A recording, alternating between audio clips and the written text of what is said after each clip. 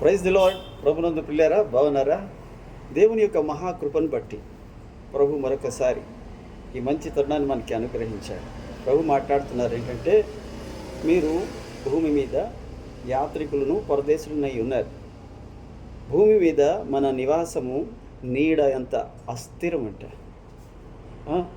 ఈ నీడ కాసేపు ఇక్కడ ఉంటే కాసేపు అక్కడ ఉంటుంది, కాసేపు చివరికి సాయంత్రానికి కనబడకుండా పోతుంది, మొత్తం చీకట్లోని కలిసిపోతుంది.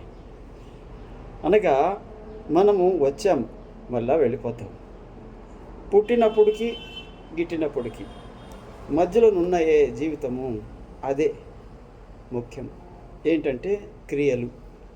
మనం వెళ్ళినప్పుడు వస్తప్పుడు ఏమి తేము, కానీ వెళ్ళినప్పుడు మాత్రం తీసుకెళ్తా ఉండవు. ఏం తీసుకెళ్తామంటే క్రియలు తీసుకెళ్తాం. మన క్రియలు మన వెంట వస్తాయి.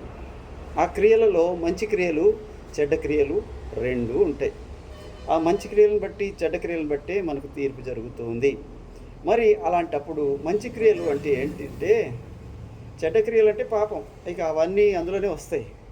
మంచి క్రియలు అంటే బాప్తిస్మం పొందడం, నీ ప్రభు రక్తంలో నిన్ను నీవు కడుక్కోవడం, పరిశుద్ధుడిగా మారడం, దేవుని ఆత్మచేత నింపబడడం, దేవుని ఆత్మచేత ముద్రించబడడం, దేవుని కొరకు ప్రత్యేకంగా జీవించడం, పరిశుద్ధతను కాపాడుకోవడం, మరలా ప్రభు రాకడలో ఎత్తబడే గుంపులో ఉండడం. ఒకవేళ ఈలోగానే నీ ప్రయాణం కడితే దేవుని యొక్క స్వరం విని నీ సమాధిలో నుంచి నువ్వు మహిమ శరీరంతో బయటికి రావడం. మరి ఇలాంటివి ఎన్నో జరగడానికి ఈ పుట్టుక ఈ యొక్క చావు మధ్యలోనే జరుగుతాయి.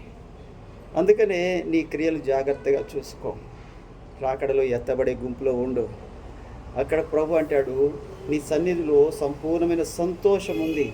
అది ఇక్కడే మాత్రమే కాదు, అక్కడ నిత్యానందం వారి తలల మీద ఉంటుంది. ఎప్పుడూ ప్రభు యొక్క సన్నిధిలో ఆరాధిస్తూ ఆనందిస్తూ ఉంటాం.